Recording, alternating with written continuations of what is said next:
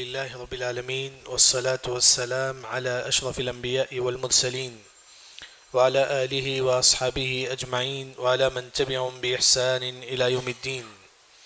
اللهم علمنا ما ينفعنا وانفعنا بما علمتنا وزدنا علما. بسم الله الرحمن الرحيم. والضحى والليل إذا سجى ما ودعك ربك وما قلى. آج انشاءاللہ ہماری تفسیر ہوگی سورۃ الضحیٰ. مشہور سورت ہے، تمام لوگوں کو یاد ہے. والضحیٰ واللیل اذا سجى. سب سے پہلے والضحیٰ قسم ہے، ضحیٰ چاش کا جو وقت ہے اسے بولتی ہیں کہ ضحیٰ، یعنی کہ سورج طلوع ہونے کے 20 منٹ بعد سے لے کر، یعنی کہ اگر سورج 6 بجے طلوع ہوتا ہے 6:20 سے لے کر ظہر سے پہلے تک کا جو وقت ہے اسے بولتی ہیں کہ والضحیٰ. اسے بولتی ہیں کہ والضحیٰ جو چاش کا وقت ہے، جس میں ہم صلاۃ الضحیٰ پڑھتے ہیں، چاش کی نماز پڑھتے ہیں، اس وقت کی اللہ تعالیٰ قسم کھاتے ہیں. والضحیٰ جب اللہ تعالیٰ کسی چیز کی قسم کھاتی ہیں تو کوئی امپورٹنٹ ہے، وہ امپورٹنٹ کی وجہ سے اللہ تعالیٰ قسم کھاتی ہیں. یعنی کہ یہ وہ وقت ہے جس میں انسان جو ہے نا 2 رکعت نماز پڑھے. کون سی نماز ہے؟ صلاۃ الضحیٰ. صلاۃ الضحیٰ جو ہے نا 2 رکعت جو ہے نا انسان اس وقت جو ہے نا نماز پڑھے. اسی وجہ سے اللہ تعالیٰ اس وقت کی اللہ تعالیٰ قسم کھاتے ہیں. اسی طرح دن میں جو ہے نا، جیسا کہ 6 بجے سورج طلوع ہوتا ہے تو 6 بجے سورج غروب ہوتا ہے. جو دن میں سب سے افضل وقت چاش کا وقت ہے.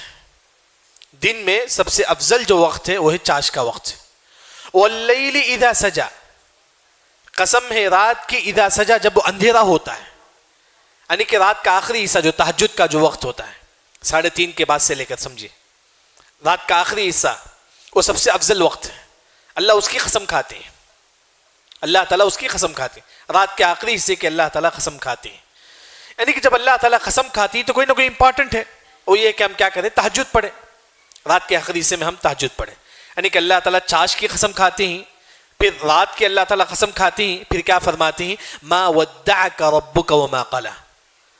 اے محمد، تمہارا رب نے تم کو نہیں چھوڑا ہے، نہ ہی تمہارا رب تم سے غصہ ہوا ہے. یعنی کہ اصل یہ صورت کب نازل ہوئی؟ ابو لہب کی جو بیوی ام جمیل، وہ کہتی ہے کہ محمد پر وحی نازل نہیں ہو رہی ہے، یعنی کہ 4-5 دن وحی رک گیا تھا. ام جمیل جو ابو لہب کی بیوی ہے وہ کہتی تھی نا محمد پر جو نا وحی نازل نہیں ہو رہا کیونکہ اللہ اس پر غصہ ہو گیا ہے، اس کا رب اس پر غصہ ہو گیا ہے، اس کا رب اسے چھوڑ دیا ہے. اس وجہ سے محمد صلی اللہ علیہ وسلم پر جو نا وحی نازل نہیں ہو رہی ہے. اللہ نے فرمایا کہ ما ودعک ربک، اے محمد تمہارا رب نے تم کو نہیں چھوڑا ہے، وما قلی، نہیں اللہ تم سے غصہ ہے. کیونکہ 4-5 دن وحی رک گیا تھا، لوگوں میں بات مشہور ہو گئی تھی محمد سے اس کا رب غصہ ہو چکا ہے، اس وجہ سے جو نا وحی نازل نہیں ہوتی ہے. اللہ نے فرمایا کہ ایسی بات نہیں ہے. پھر اس کے بعد اللہ تعالیٰ فرماتی کہ وَلَلْآخِرَةُ خَيْرٌ لَكَ مِنَ الْأُولَى. اے محمد تمہارے لیے بہتر کیا ہے؟ آخرت ہے. دنیا سے بہتر کیا ہے؟ آخرت ہے. یہ دنیا سے بہتر انسان کے لیے جو نا آخرت ہے. انسان جیے تو کس کے لیے جیے؟ آخرت کے لیے جیے. قبر کے لیے جیے، قبر میں مجھے کیا سوالات ہوں گے اس کی تیاری کرے. اصل ہماری زندگی کیا ہے؟ آخرت کی زندگی ہے. وہی اللہ تعالیٰ فرماتی ہیں کہ اے محمد تمہارے لیے جو ہے نا آخرت ہے. دنیا میں آزمائش آئے گی، تکلیف آئے گی. دیکھیں آپ کو بھی تکلیف آتی ہے، بیماری کے ذریعے سے کچھ بھی نہ کچھ تکلیف آتی ہے. اصل ہماری زندگی کون سی ہے؟ جنت ہے. اس وجہ سے امام احمد بن حنبل رحمہ اللہ فرماتی ہیں ایک مومن کو جنت میں قدم رکھنے سے پہلے تک اسے تکلیف آتے رہے گی، تکلیف آتے رہے گی. یہ پوری زندگی تکلیف رہے گی. سکون کہاں ملے گا؟ جنت میں. وہی اللہ تعالیٰ فرماتی ہیں کہ اے محمد تمہارے لیے جو ہے نا آخرت ہے. پھر اس کے بعد اللہ تعالیٰ فرماتی ہیں کہ وَلَسَوْفَ يُعْطِيكَ رَبُّكَ فَتَرْضَىٰ. یعنی کہ سورۃ ضحیٰ اس میں آپ صلی اللہ علیہ وسلم کے بارے میں دیکھیے. ہمارے نبی کا جو پاسٹ تھا، پہلی جو زندگی، اس کا بھی ذکر ہے اس صورت میں. ہمارے نبی کا جو فیوچر میں جو ہونے والا ہے آپ صلی اللہ علیہ وسلم کے ساتھ، وہ بھی اس صورت میں ذکر ہے. پریزنٹ یعنی کہ اس وقت آپ صلی اللہ علیہ وسلم کو کیا کرنا ہے وہ بھی اس میں ذکر ہے. یعنی کہ ہمارے نبی کے کا بارے میں پاسٹ، فیوچر، پریزنٹ تینوں جو ہے اس صورت میں ذکر ہے. دیکھیں وَلَسَوْفَ يُعْطِيكَ رَبُّكَ فَتَرْضَىٰ. اے محمد صلی اللہ علیہ وسلم اللہ تعالیٰ آپ کو دیں گے ایسی چیز جس سے آپ خوش ہو جائیں گے، جس سے آپ خوش ہو جائیں گے. یہ کب ہے؟ فیوچر میں. کب؟ حوض کوثر ہمارے نبی کو دیں گے اللہ تعالیٰ. کل قیامت کے مقام محمود اللہ تعالیٰ ہمارے نبی کو دیں گے. اسی طرح جنت پہ سب سے پہلے کون داخل ہوں گے؟ محمد صلی اللہ علیہ وسلم، یعنی کہ بڑا مقام، یعنی کہ ایسا مقام اللہ تعالیٰ ہمارے نبی کو دیں گے جس سے آپ صلی اللہ علیہ وسلم خوش ہو جائیں گے. فترضى، یعنی کہ پھر ہمارے نبی کو سفارش کا موقع دیں گے. ہمارے نبی اللہ کے سامنے جا کے سجدہ میں گر جائیں گے اور تسبیح گنیں گے. پھر اللہ تعالیٰ کہیں گے کہ ارفع رأسک، اے محمد سر اٹھاؤ اور سفارش کرو. یعنی کہ اللہ تعالیٰ فرماتی کہ اے محمد ہم تم کو ایسی چیز دیں گے صلی اللہ علیہ وسلم جس سے تم خوش ہو جائیں گے. یہ ہمارے نبی کے فیوچر کے بارے میں ذکر ہے. وَلَسَوْفَ يُعْطِيكَ رَبُّكَ فَتَرْضَىٰ.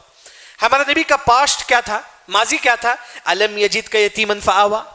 اے محمد کیا تم یتیم نہیں تھے؟ اللہ نے تم کو پناہ دیا. ہمارے نبی یتیم پیدا ہوئے. جب ہمارے نبی کن کے پیٹ میں تھے؟ ان کے ماں کے جب پیٹ میں تھے اس وقت ان والد کا انتقال ہو گیا. والد کا انتقال ہوگا. جب ہمارے نبی پیدا ہوئے، پیدا ہونے کے بعد 4 سال تک حلیمہ سعدیہ کے ساتھ تھے. 4 سال تک. پھر اس کے بعد 4 سال کے بعد آپ صلی اللہ علیہ وسلم ان کی ماں کے پاس آ گئے. ان کے ماں کے ساتھ 2 سال تھے، ان کے ماں کا بھی انتقال ہو گیا. جب 6 سال تھے آپ صلی اللہ علیہ وسلم کی عمر، ان کے ماں کا بھی انتقال ہو گیا. پھر 2 سال آپ صلی اللہ علیہ وسلم کن کے ساتھ تھے؟ ہمارے نبی کے دادا عبد المطلب ان کے ساتھ تھے. 8 سال میں ان کا بھی انتقال ہو گیا. جب ہمارے نبی کی عمر 8 سال تھی ہمارے نبی کے دادا کا بھی انتقال ہو گیا. پھر اس کے بعد آپ صلی اللہ علیہ وسلم کی پرورش کون کی؟ ابو طالب، جیسا کہ مشہور ہے. یعنی کہ وہی اللہ تعالیٰ فرماتی کہ اے نبی تم یتیم تھے، اللہ نے تم کو پناہ دیا. پھر اس کے بعد اللہ تعالیٰ فرماتی کہ وَوَجَدَكَ ضَالًّا فَهَدَىٰ. ضال جیسا کہ ہم بولتے ہیں کہ گمراہ، یا وہ معنی نہیں ہے، یا وہ معنی نہیں. اے نبی آپ ضال تھے، اللہ نے آپ کو ہدایت دی. ضال کا مطلب ایک معنی یہ ہے، کبھی آپ دیکھیں راستہ بدل جاتے ہیں. کبھی آپ جو بڑا سٹی ہوتا ہے آپ کو راستہ سمجھ میں نہیں آتا ہے.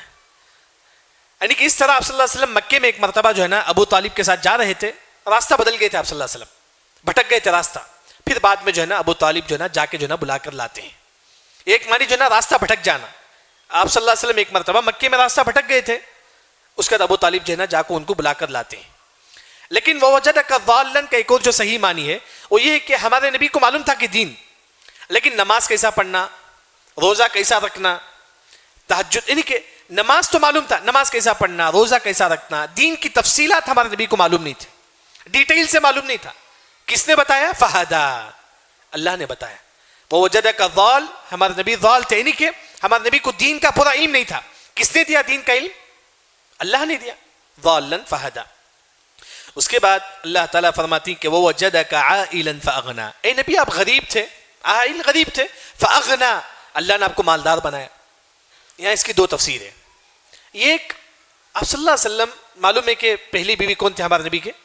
خدیجہ رضی اللہ عنہ. جب ان کا انتقال ہوا تو وراثت میں بہت سارا مال ملا آپ صلی اللہ علیہ وسلم کو. اللہ نے مالدار بنایا ہمارے نبی کو. وہی اللہ نے فرمایا اے نبی آپ غریب تھے، اللہ نے آپ کو مالدار بنایا. ایک اور جو معنی ہے وہ یہ کہ غنى النفس، دل کی مالداری. انسان کے پاس جتنا پیسہ ہے اس میں وہ خوش ہوتا ہے، یہ بھی مالداری ہے. ایک انسان مالدار ہوتا ہے، پیسہ بہت زیادہ ہوتا ہے. ایک اور انسان اس کے گھر کا جو خرچہ ہے 20,000 روپے ہے، اتنا وہ کما لیتا ہے تو خوش رہتا ہے. بس ایک دل کا مالدار ہے، غنى النفس بولتے ہیں. یعنی کہ ایک مرتبہ آپ صلی اللہ علیہ وسلم جو ہے نا اللہ نے مال سے بھی نوازا، اور آپ صلی اللہ علیہ وسلم کے پاس جتنا مال تھا آپ صلی اللہ علیہ وسلم جو ہے نا اس سے بھی خوش ہوتے تھے. پھر اس کے بعد اللہ تعالیٰ فرماتی کہ فَأَمَّا الْيَتِيمَ فَلَا تَقْهَرْ. یعنی کہ أَلَمْ يَجِدْكَ يَتِيمًا فَآوَىٰ، ہمارے نبی یتیم تھے، پاسٹ کا ذکر ہے. وَوَجَدَكَ ضَالًّا، ہمارے نبی کے پاس دین کا علم نہیں تھا. یہ کیا ہے؟ پاسٹ ہے، فیوچر ہے.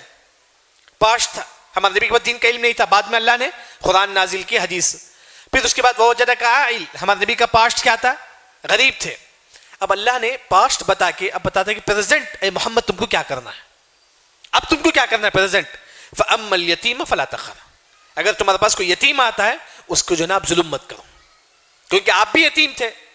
اگر آپ کے پاس کوئی یتیم آتا ہے اس پر ظلم مت کرو، کیونکہ خاص طور پر کیا ہوتا ہے، یتیم اگر ہوتا ہے تو لوگ اسے پھر کر نہیں دیکھتے ہیں، اسے حقیر سمجھتے ہیں لوگ. یتیم کی کفالت کرے، اسے اپنی محفل میں بٹھائے، کیونکہ حدیث میں آتا ہے کہ اگر کسی مسلمان کا دل گھٹ ہو چکا ہے، گناہ کر کے دل جو ہے نا گھٹ ہو چکا ہے، امسح رأس الیتیم، یتیم کو اپنے بازو بٹھاؤ، غریبوں کے ساتھ بیٹھو، آپ کا دل نرم ہوگا. تو اسی وجہ سے اللہ نے فرمایا کہ اے نبی تم کیا کرو، یتیم کو مت جھڑکو. فَأَمَّا الْيَتِيمَ فَلَا تَقْهَرْ. اس کے بعد وَأَمَّا السَّائِلَ فَلَا تَنْهَرْ. سائل مطلب بھیک مانگنے والا. کوئی آپ کے پاس آ کے بھیک مانگتا ہے اسے مت جھڑکو آپ. فَلَا تَنْهَرْ، جاؤ یہاں سے، میرے پاس مت آؤ، نہیں، مت جھڑکو. اگر آپ کے پاس پیسہ ہے دے دو، نہیں ہے بول دو کہ بھائی نہیں ہے میرے پاس، غصہ مت کرو. فلا تنہر، کوئی فقیر آپ کے پاس آتا ہے پیسہ مانگنے کے لیے، اس پر غصہ مت کرو. وَأَمَّا السَّائِلَ فَلَا تَنْهَرْ. اس کے بعد اللہ تعالیٰ فرماتے ہیں وَأَمَّا السَّائِلَ کا ایک اور جو معنی ہے دین کا علم کے بارے میں بھیک مانگنے والا. کوئی آپ کے پاس آتا ہے مجھے وہ حدیث بتاؤ، دین کے بارے میں بھیک مانگتا ہے، اگر آپ کو معلوم ہے وہ حدیث تو بتاؤ. یعنی کہ ایک ہوتا ہے کہ ہم بھیک مانگتی کس کی وجہ سے؟ پیسے کی وجہ سے. ایک اور بھیک دین کی وجہ سے بھی بھیک مانگنا چاہیے، دین کا علم کی وجہ سے بھی جو ہے نا بھیک مانگنا چاہیے. جیسے کہ امام مالک رحمہ اللہ کے بارے میں مشہور ہے کہ وہ جو ہے نا امام نافع ان کے گھر کے دروازے میں بیٹھتے تھے، ان کا انتظار کرتے تھے. امام نافع جب باہر آتے تھے ان کے بعد دین کے مسائل پوچھتے تھے. یعنی کہ اس طرح جو ہے نا دین کے لیے بھی انسان جو ہے نا بھیک مانگے، یعنی کہ علم کے لیے. آخر میں اللہ نے فرمایا کہ وَأَمَّا بِنِعْمَةِ رَبِّكَ فَحَدِّثْ. اے محمد صلی اللہ علیہ وسلم اللہ نے جو نعمت آپ کو دی ہے وہ لوگوں میں بیان کرو. یعنی کہ اللہ نے آپ کو مال دیا ہے، آپ بولتے ہیں کہ الحمدللہ اللہ نے مجھے مال دیا ہے، الحمدللہ. یہ جائز، یہ جائز ہے، فخر نہیں. آپ بولتے ہیں کہ الحمدللہ اللہ نے مجھے مال دیا ہے. لیکن اگر آپ بولتے ہیں کہ اللہ نے مجھے مال دیا ہے گھمنڈ سے بولتے، یہ جائز نہیں، گھمنڈ جائز نہیں. جیسا کہ آپ صلی اللہ علیہ وسلم فرماتی کہ انا سید ولد آدم، میں تمام لوگوں کا سردار ہوں، لا فخر لا فخر لا فخر. آپ صلی اللہ علیہ وسلم فرماتی کہ مجھے فخر نہیں ہے، یعنی کہ میں تمام لوگوں کا سردار ہوں لیکن مجھے فخر نہیں ہے. یعنی کہ آپ کو اللہ نے جو نعمت دی ہے آپ اسے زبان سے بیان کر سکتی ہیں، الحمدللہ میرے پاس گھر ہے. ایک اور نعمت کیسا بیان کریں گے؟ اللہ نے آپ کو پیسہ دیا ہے تو اچھا کپڑا پہنو، اللہ نے آپ کو پیسہ دیا ہے تو اچھا کپڑا پہنو. یہ بھی نعمت بیان کرنے کے برابر ہے. آپ کے پاس پیسہ ہے پھر بھی آپ اچھا کپڑا نہیں پہنتے ہیں، اچھے سواری پر نہیں بیٹھتی ہیں، تو یہ کون سی بات ہے؟ نعمت کی ناشکری ہے. یعنی کہ جب اللہ نے آپ کو پیسہ دیا ہے، دولت دی ہے، تو آپ جو ہے نا اچھا کپڑا پہنو، یہ بھی نعمت جو ہے نا بیان کرنے کے برابر ہے.